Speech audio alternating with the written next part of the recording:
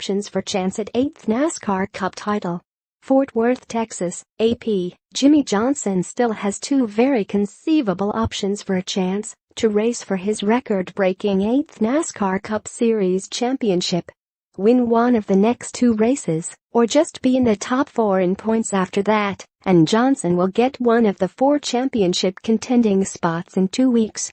"I do feel good about getting in," Johnson said. Johnson is a 7-time winner at Texas, where the Cup Series races Sunday. He won there in April in the first race after the 1.5-mile track was completely repaved and restructured in turns 1 and 2. And in the current driver standings, he is only 3 points out of the top 4 spots. As for Chase Elliott, his Hendrick Motorsports teammate is probably in a must-win situation after being oh so close to being locked into a title shot at Homestead. Elliott arrived in Texas 8th among the 8 championship contenders and 26 points out of the top 4 after being wrecked by Denny Hamlin when leading 2 laps shy of the scheduled checkered flag at Martinsville last week. His first Cup victory would have locked him into a championship chance, and a top 5 finish could have been a points boost. He instead finished 27th. "As long as the week has gone along, it has given me a lot of time to think about how close we were to going to Homestead," Elliott said. "I think if anything else, that will drive you up the wall more, if you think about it." Making things even more difficult and frustrating for Elliott in Texas, the number 24 didn't make it through tech inspection in time to make a qualifying run Friday. He will start 34th, while all the other 7 championship contenders qualified in the top 10. Martinsville winner Kyle Busch, who held off points leader Martin Truex Jr. for the race that needed 5 extra laps, is the only driver who has clinched one of the 4 championship contending spots in the season finale. Kurt Busch, out of championship contention, and with his Cup status for next season still unsettled, is on the pole at Texas after being one of 5 drivers with qualifying laps of more than 200 miles per hour. He is now with Stewart-Haas Racing, though doesn't have a deal settled for 2018 with that or any other team. "No updates for me. We are in negotiations," Busch said, without elaborating after qualifying. "Days like today help quite a bit."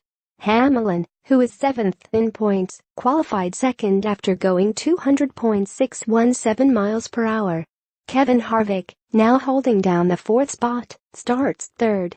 Points leader Truex starts 7th, 2 spots behind Kyle Busch. "Definitely confidence is high. Feel good about it. 1.5 miles is, obviously they've been good for us this year, but honestly, I feel like everywhere we go this year, right now especially, we can run up front and have a shot at winning," Truex said. "Being able to come here with a pretty nice points cushion feels good, and hopefully we'll be able to go out here and take care of business." Brad Keselowski, the other driver currently in the top 4 spots, starts 10th. That is a spot lower than Johnson, who has gone 20 races without a win. "Comfortable here, we've stayed alive. It hasn't been pretty, but we've stayed alive," Johnson said. "And we're at one of our best tracks. We want to win. If we can't do that, we understand where we are at the points. Hopefully we can do it." Hamlin has apologized publicly on social media to Elliott, but that didn't change the frustration for Elliott, who said in Texas that he wouldn't answer any questions about whether he was going to try to get Hamlin back on the track. That led to Johnson being asked if he had to be extra careful if he found himself behind Hamlin and his teammate Sunday. "Yeah, you stay aware. There is no doubt about it, you don't want to be caught up in something that you don't need to be," Johnson said. "But we will just see how that evolves. Last weekend was crazy on a lot of levels. There is certainly a lot more room and a whole lot more speed at the high-banked oval in Texas." More AP Auto Racing, http://racing.ap.org